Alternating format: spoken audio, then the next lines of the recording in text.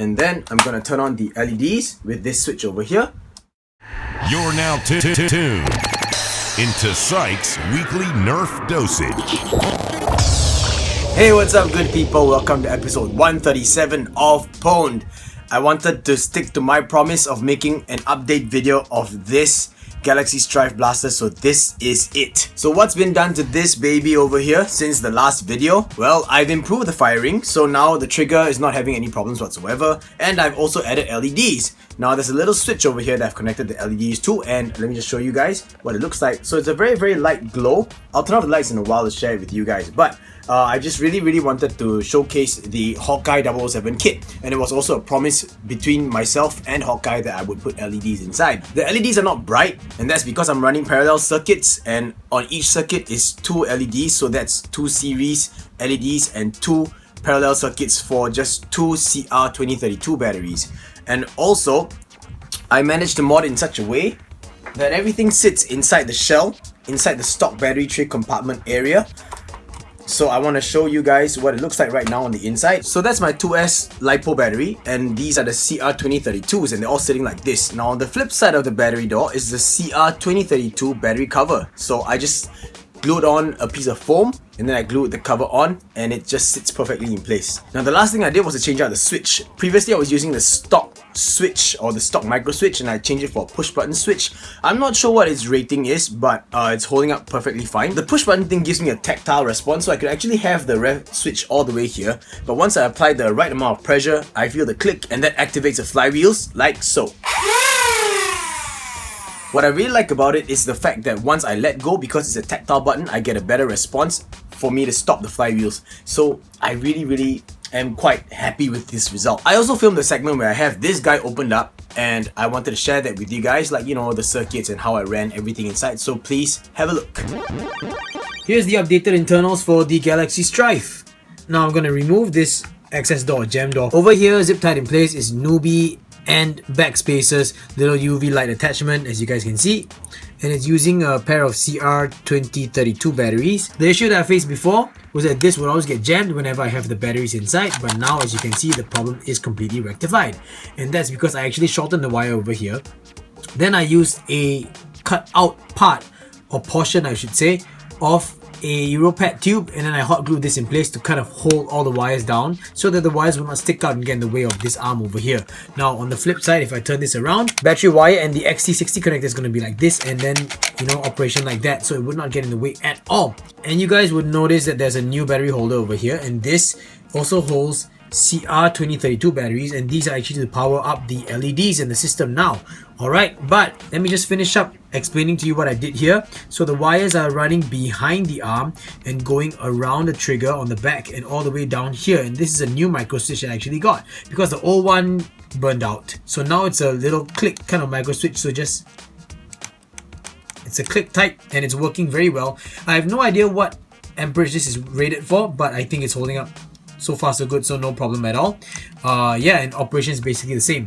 Now next, as you guys can see, there are a lot of wires everywhere, and as you guys can see that there are some cut up foam darts, or I should say just foam blanks, and these are actually holding the LEDs in place. Now you guys can see I use it to kind of aim the LEDs in a certain position, and I have the legs running through, then I soldered everything in. Now these are actually held in place by double-sided tape. I just wrapped one layer of double-sided tape around this foam and I shoved it in.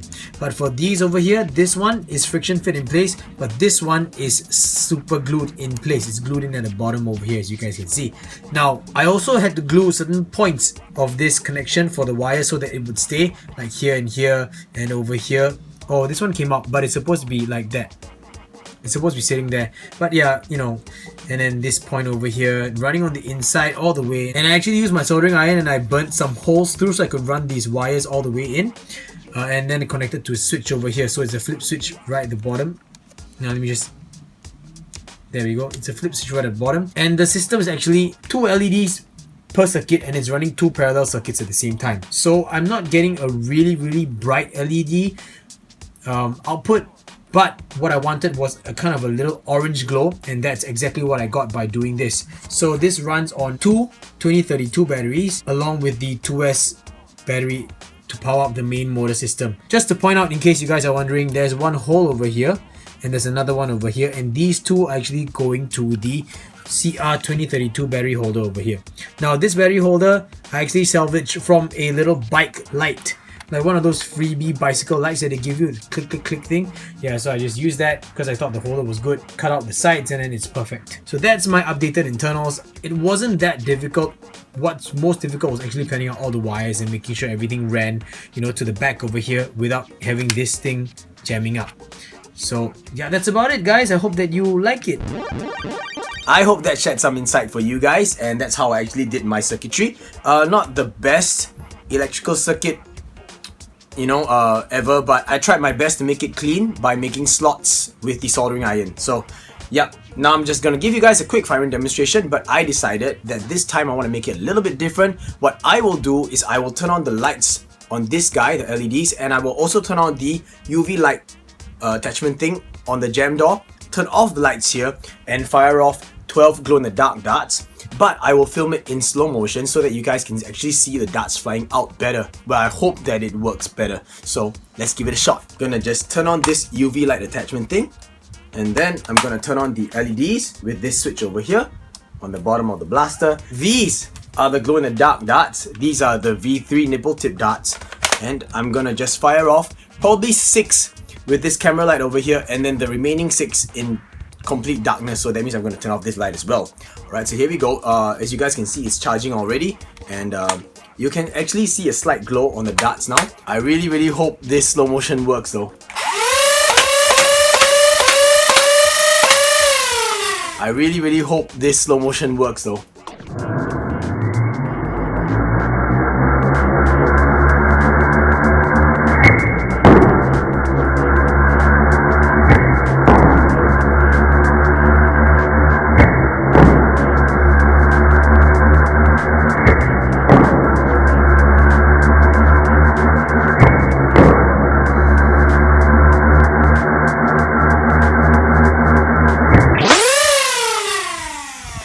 I don't know how well that caught on camera, but I'm gonna turn off this light right now and let's try the next 6 darts. Alright, maybe you can see the glow. I don't know. Looks interesting from my perspective right now because it's purple up here on the jam door, this area, and then it's orange on the rest, and it really looks just like the Galaxy theme dip on the blaster shell itself. So here we go.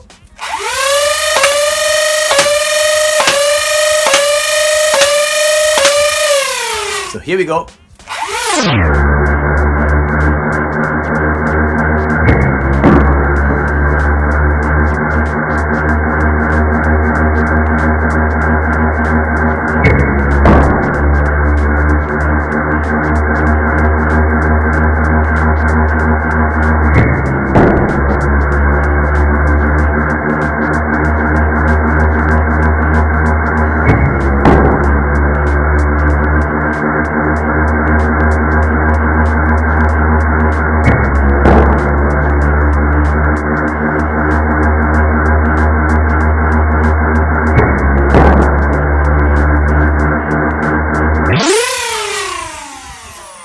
Turn this light back on.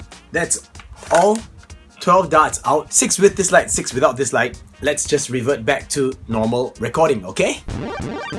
And that brings us to the end of the video. Here it is. Once again, my Galaxy Strive that has been improved so far. Lights here, lights all around, and I'm very happy with the performance right now. As you guys can see, no jams, and I'm really happy about that. I guess it wasn't such a difficult mod to make sure that I wouldn't have any firing issues. I should have just did it from the get-go, but then again, it gave me a good excuse to add the LEDs as well. And now the end result is a really awesome blaster, and I'm very happy with what I did on this thing. Don't forget guys, if you are interested in getting yourself a beautiful dip job, go ahead, contact Dip Graphics. You can check the link in the video description below. I will link you to their website, as well as if you're interested in these clear accessory parts for the Strive, please go ahead and check out Hawkeye's Etsy store, also known as Black Steel Props. I'll also put a link in the video description below, so check them out. If you guys like this video, I hope you guys give me a thumbs up, and if you're not subscribed to my channel, I hope that you guys consider subscribing. That is about it. That ends this video. Alright, stay tuned for the next episode of Pwned. Always something interesting I want to share with you guys. But till then guys, you guys have a great week. Jules pay the bills. Teamwork makes the dream work. And that 10,000 video promise is coming soon, okay? I promise. Peace.